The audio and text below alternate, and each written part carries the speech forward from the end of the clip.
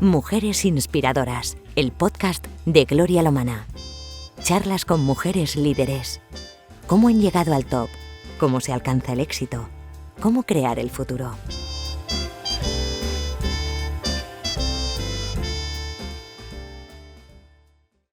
Hola, volvemos con más mujeres inspiradoras y si tuviera que elegir a una diría, hay un millón, pero seguro que es ella porque es la directora general de Meta en España, es amiga mía, es mujer que me inspira realmente en 50-50 y es una persona a la que agradezco su colaboración con todo lo que hacemos. Irene, gracias como siempre por acompañarnos. Gracias a vosotros por acercaros a nuestra casa. A vuestra casa, porque estamos grabando en Meta. Y yo, claro, cuando hablamos de Meta, dices, sí, es el nuevo nombre de Facebook, se asocia a eso, pero ¿qué es Meta exactamente? Porque claro, cuando yo, por ejemplo, a las chicas imparables les digo que es WhatsApp, que es Facebook, que era la matriz, pero que es Instagram. Claro, esto es una dimensión que tú, directora general en España y en Portugal, y dices, ¿y cómo se hace eso? ¿Cuánta gente conectáis?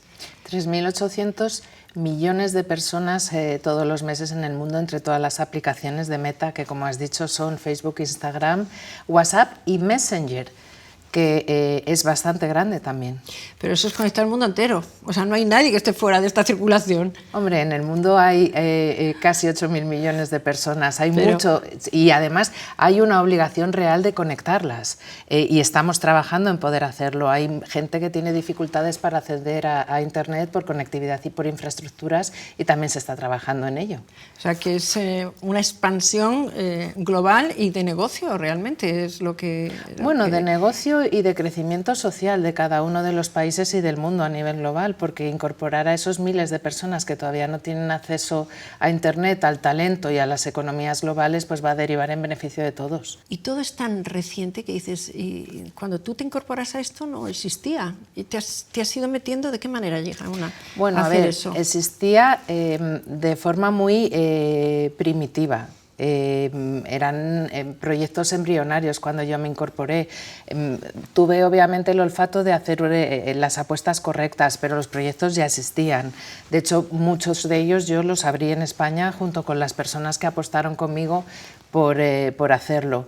Es cierto que he tenido olfato a la hora de elegir las distintas iniciativas. Tengo un montón de amigos que dicen, el otro día decían a mi madre en un evento al que la llevé, todos buscamos preguntarle a Irene cuál va a ser su siguiente proyecto para ver dónde hay que invertir, pero también es cierto que he tenido mucha suerte, porque ha habido otras apuestas que compañeros míos que han trabajado en alguna de mis empresas hicieron y no salieron, o no salieron tan bien. Bueno, la suerte es que pasa por ahí la oportunidad y tú te atreves y la coges. Hay que tener un poco de osadía y de saber gestionar el riesgo, pero luego también el azar, que aunque dicen que favorece a las mentes preparadas, a veces es un poco fastidiado. Entonces tiene que estar de tu lado. ¿Y cómo empiezas tú ese recorrido? Pues lo empiezo ¿Todo el tiempo en redes? Prácticamente todo el tiempo. Cuando he hecho una salida a otro tipo de industrias, enseguida ya me llamaban de alguna empresa puntera de Internet para abrir en España y me volvía. Pero yo empiezo en Yahoo en el año, a principios del año 2000, porque realmente nadie sabía lo que era, pero para mí era una apuesta de futuro. Entonces fue terminar la universidad, yo soy de Oviedo, venirme a Madrid a trabajar en una cosa que nadie entendía, pero que a mí me fascinaba. Y de ahí ya me fui moviendo. Bueno, de hecho de Yahoo yo me fui a Volvo, que casi nunca lo cuento porque solo estuve 4 meses. Me fui a trabajar a Volvo en Inglaterra. Todo el mundo pensaba que me fui a la empresa de los coches y Volvo tenía 5 divisiones, la quinta, la de los coches, se la habíamos vendido a Ford hacía 5 años. Yo vendía excavadoras amarillas en el medio de la campiña inglesa, llevaba el marketing. Entonces me llamaron de Google y decidí que volvía. Pero Google, incluso para mis compañeros de Yahoo en aquel momento, era una página en blanco. Me decían, ¿qué vas a hacer ahí si eso es una página en blanco? Y mira... te encontraste comentarios también de AUPA, ¿no? De decir, ¿y esto qué? Bueno, yo me traje a bastantes personas de Yahoo a trabajar en Google, porque Google creció muy rápidamente y me costó convencerles. Y esa página en blanco de Google, ¿cómo es cuando tú la ves y sin embargo sabes que ya por ello? Que es lo que me fascina. Sí, yo también te voy a preguntar cómo ves el próximo año, por lo menos un año, un poquito visionaria, sí.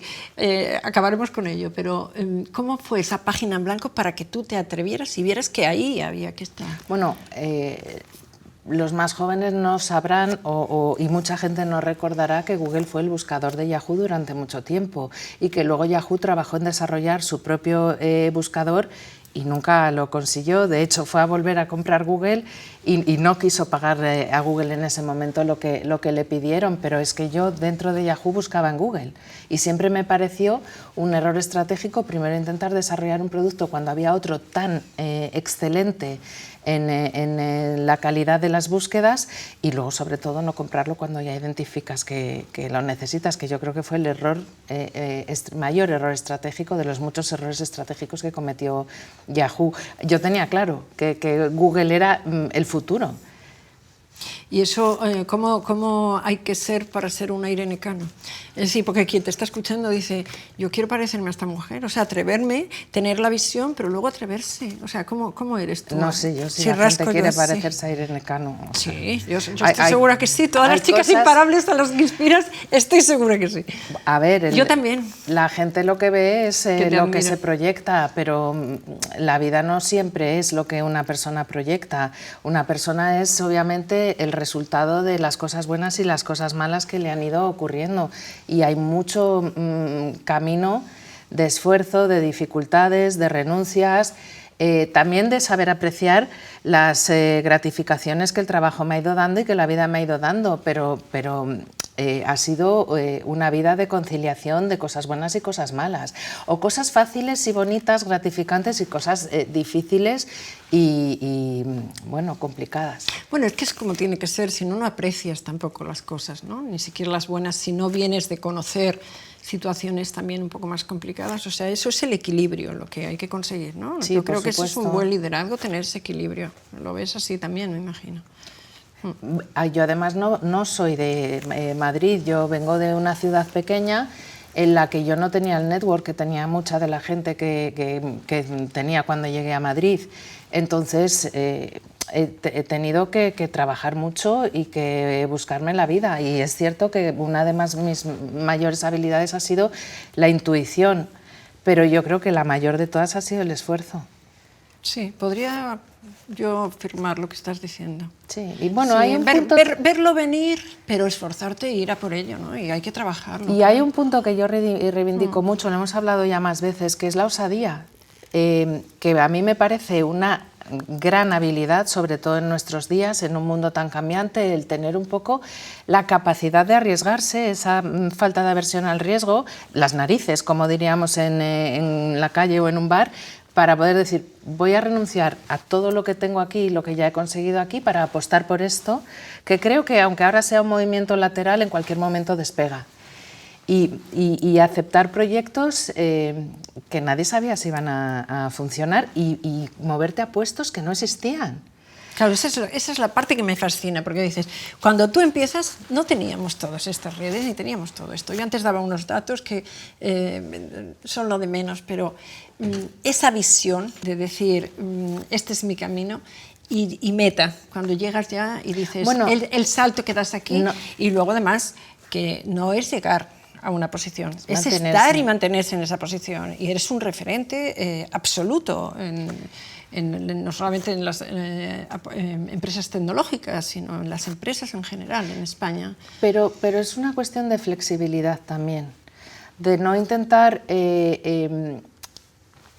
hacerte cómodo en la posición en la que estás y perder esa capacidad de arriesgarse y ir generando poco a poco, porque cuanto más tienes, más conservador te vuelves porque más tienes que perder. Con lo cual la gente genera una aversión al riesgo que genera inmovilismo y desde el inmovilismo no se progresa.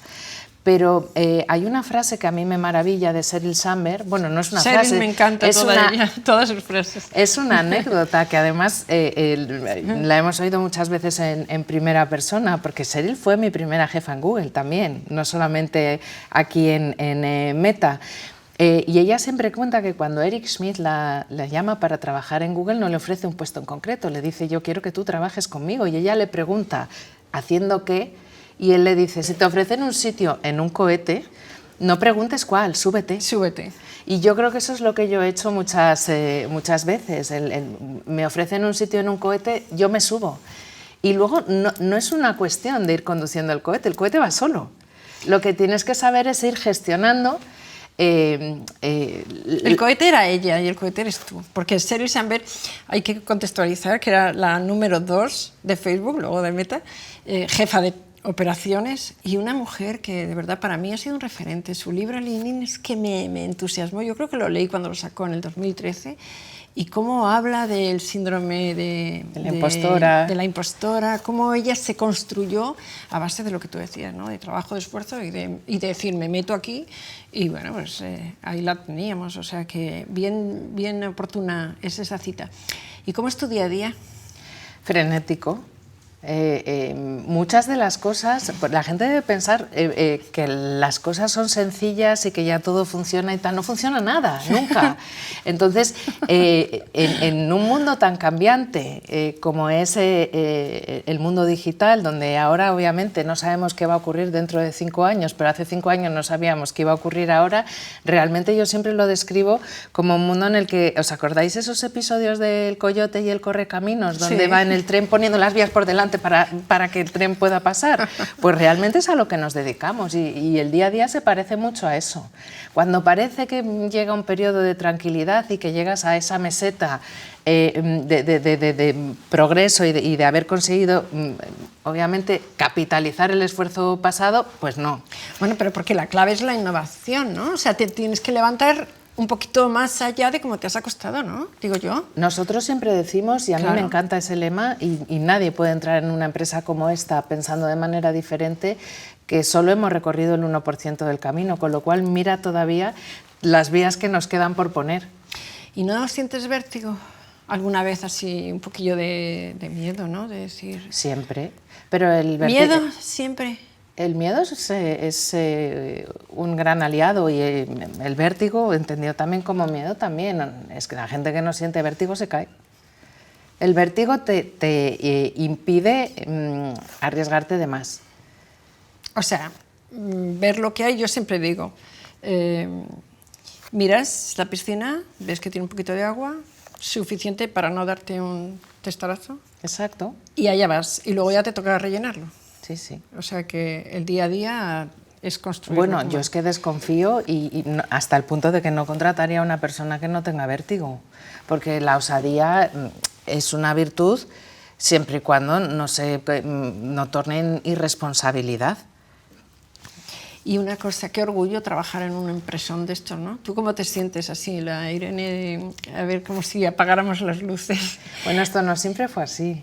Esto empezó en un cuartucho allí en el Quinto Pino, donde nos hacinábamos 4 o 5 personas que nos lo pasábamos igual de bien que aquí, o mejor te diré, y poquito a poco fuimos poniendo esas vías, acabamos en una oficina, cada vez en una oficina más bonita, con más gente, y bueno, esto además es el resultado pues, de un montón de trabajo.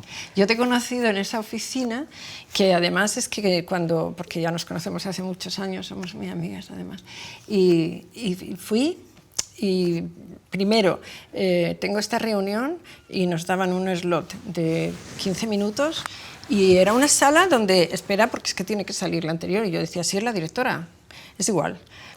O sea, es que ella cuando termina la otra reunión entra aquí y ni despacho ni nada. Y yo decía... No tenemos despachos, lo cual es fantástico. Si tienes algo que hacer confidencial, pues lo que haces es reservas una sala como todo el mundo. Pero eso te obliga a compartir tiempo con el resto de las personas que trabajan en la empresa. Y eso es realmente lo que genera la serendipia que ha hecho tan grande a Internet. El que la gente trabaje de manera conjunta y se genere esa creatividad y esas ideas que al final se materializan. Y el ser más flexible, ¿no? También. Sí. Te tienes que adaptar y tienes que... Y entender más a las personas y bueno, pues desarrollar habilidades de líder que se generan a través del contacto y de ese bonding con los equipos, de esas relaciones. ¿Viajas mucho?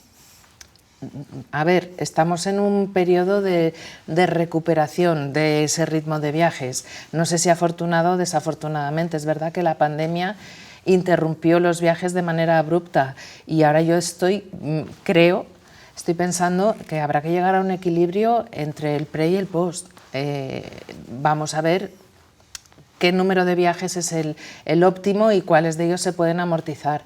Pero sí, viajo mucho. Pero porque contactas, ¿no? Es decir, que también estamos recuperando ese tiempo, como dices, un poco perdido de algún modo, y necesitas poner caras, encontrarte con gente. Quizás también sea un poco esa necesidad que tenemos todos, ¿no? Bueno, y porque es un trabajo que aglutina un montón de funciones. Entonces no tengo una única función donde a lo mejor tengo un número de viajes, sino que realmente estamos haciendo un montón de cosas y viajo a eventos, viajo a conferencias, viajo a reuniones, reuniones internas y reuniones externas.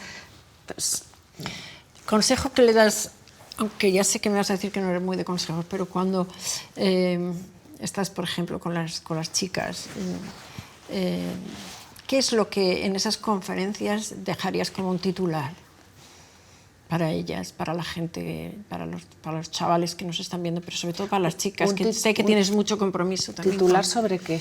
Pues sobre cómo deben de hacer, cómo lo ves, cómo ves este futuro, cómo las animas a seguir, cómo las empoderas, cómo les mensajeas en el sentido de decir, cómete el mundo, lo has hecho tú. Bueno, yo creo que hay que crecer en el no miedo, porque como he dicho, nunca se progresa desde el inmovilismo que el miedo genera, y luego creo que hay que trabajar, que la cultura del esfuerzo no se puede perder, que no vale con formarse en la universidad o en cualquier tipo de programa de desarrollo, reglado o no reglado, o sea, cualquier tipo de programa que quieras elegir, porque te sirve para ese momento. Pero la formación tiene que ser continua en un mundo tan cambiante. Entonces creo que hay que esforzarse continuamente, y luego creo que hay que entender y leer bien los tiempos. Y eso requiere un ejercicio de humildad y de inteligencia, pero si te aconsejan y te lo explican como hicieron conmigo, puede eliminar esa soberbia que genera el tener triunfos rápidos en una carrera, que a mí me ocurrió. Hay un momento para invertir y hay un momento para capitalizar esa inversión. E intentar capitalizarla antes de tiempo es peligroso. Sí. Sí, es peligroso ponerse a dar conferencias bueno, es como hacer una autobiografía a los 35 años. Por favor. O sea, tendrás una vida interesantísima, pero no estás para hacer una autobiografía. Pues tampoco estás posiblemente con 30 años, a no ser que hayas hecho algo soberbio realmente para dar conferencias sobre tu vida y darle consejos a los demás. Y tampoco a lo mejor para estar en un consejo. Las cosas tienen sus tiempos, hay que saber leerlos, hay que tener paciencia. Y experiencia. Sí. Y rodar. Hay que balancear un poco esa impaciencia, que es la falta de aversión al riesgo, con la paciencia que hay que tener para saber leer los tiempos. Yo me lo anoto todo, pero quiero saber algo sobre el futuro. A ver. Yo también. No. Que es que, visionaria como eres, ¿cómo nos ves? Bueno, es que hace un año no había chats como ahora los tenemos, inteligentes, hace sí, había 5, pero no lo sabíamos, no lo conocíamos. Entonces, ¿qué vamos a tener? ¿O cómo vas a ver? ¿O cómo te imaginas que nos vamos a conectar? Que es más genérico. En 5 años. Y ahora no tengo ni idea. Y claro, es eso, seguro. A ver, en un mundo en el que la inteligencia artificial y la tecnología eliminan las barreras a la ideación y a la creatividad y a la ejecución también, porque casi cualquier idea a día de hoy puede ser viable o implementable, vamos a ver crecimientos exponenciales de lo que es las habilidades tecnológicas para comunicarse, visual y verbalmente. ¿Cómo nos vamos a estar comunicando? Yo creo que no cambiará tanto. Al final habrá muchas mejoras que nos permitirán comunicarnos más y mejor, pero no creo que vayamos a perder muchos de los dispositivos que tenemos ahora mismo y que vayamos a notar tantas diferencias. Bueno, trabajar humanos y humanoides y hacer estas mezclas y también nos requerirá una adaptación y una nueva mentalidad, una manera de pensar que seguro que tú la tienes incorporada, pero sí que nos va a incorporar eso, por lo menos aunque no sea a nivel tecnológico, que te sigo lo que dices, bueno, sí a nivel de gestionarnos y de conocer nuestras habilidades, nuestro potencial. Estamos en un momento de enorme transformación, incluso... Llevamos tiempo ¿Sí? en esa gran transformación. Yo diría que cientos de años, realmente, porque tecnología no solamente es la inteligencia artificial, tecnología es una rueda que permite al ser humano desplazarse mucho más rápidamente y siempre ha desconfiado el ser humano de la tecnología. En la primera revolución industrial, los humanos, las personas, si podían rompían las máquinas porque y los pensaban... trenes, Exacto. el ferrocarril. Pensaban que les iban a quitar el trabajo, tenían miedo, que como digo es muy lícito. Hoy ocurre lo mismo, pero llevamos conviviendo con la inteligencia artificial años, años y años. O sea, si es que nos levantamos y lo primero que hacemos, bueno, nos despierta un móvil. Eso ya es inteligencia artificial, sobre todo si cuando coges el móvil te dice cuánto has dormido, si has dormido bien y qué tiempo va a hacer ese día en Hong Kong, si te estás yendo a Hong Kong. Entonces, todo eso requiere de unas capas de inteligencia artificial que nos han permitido que nuestra vida mejore y ya estamos conviviendo con esos robots. Bueno, pues a por eso vamos. Los robots además van a sustituir o amortizar muchos de los puestos de trabajo más tecnificados, pero hay un componente de emocionalidad, de creatividad, de ideación, etcétera, etcétera, que no van a sustituir jamás las máquinas y que van a ser las personas las que tengan que desarrollar esas habilidades, que son posiblemente las habilidades del futuro, para desarrollar nuevos puestos de trabajo, pero el trabajo no se destruye, se transforma. No, y además, si lo sabemos hacer bien, viviremos mejor, porque lo mecánico, lo automático, lo pueden hacer las máquinas y nosotros pues a pensar, ¿no?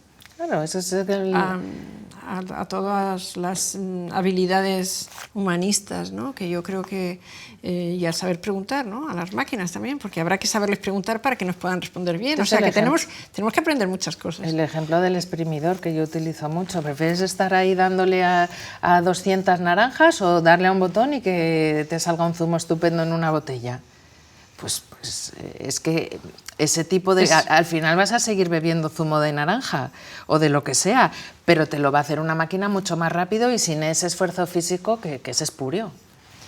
Aunque bueno, habrá puristas que prefieran exprimir, pero bueno, pues cada Pero luego uno... no tendrán tiempo para leer o para otras cosas, o para pasear, o para todas las cosas que nosotras hacemos también. Bueno, es que eso es conciliar. A lo que animamos. Que me preguntabas al principio cómo se hace. Sí. Hay muchas renuncias, pero yo creo que hay que tener la inteligencia emocional suficiente como para identificar aquellas cosas gratificantes a lo largo del día a día, incluso dentro del trabajo, y luego rodearse de gente que entienda la conciliación como la entiendes tú, no como un modelo de renuncia, sino como un modelo de integración de cosas gratificantes y oportunidades dentro de tu día a día. Yo siempre hablo de todas las esferas, pero estaría hablando contigo horas. Bueno, nosotros acabamos aquí, pero yo sí me voy a ir con ella y voy a seguir un ratito más de charla y luego lo escribiremos. Os contaré todo lo que hemos ido hablando después, ella y yo. Gracias, Irene, de verdad, es que eres inagotable. Es que cuando yo digo inspiradora, amiga, admiración, todo eso se reúne contigo. O sea que gracias como siempre. Muchas gracias. A vosotros.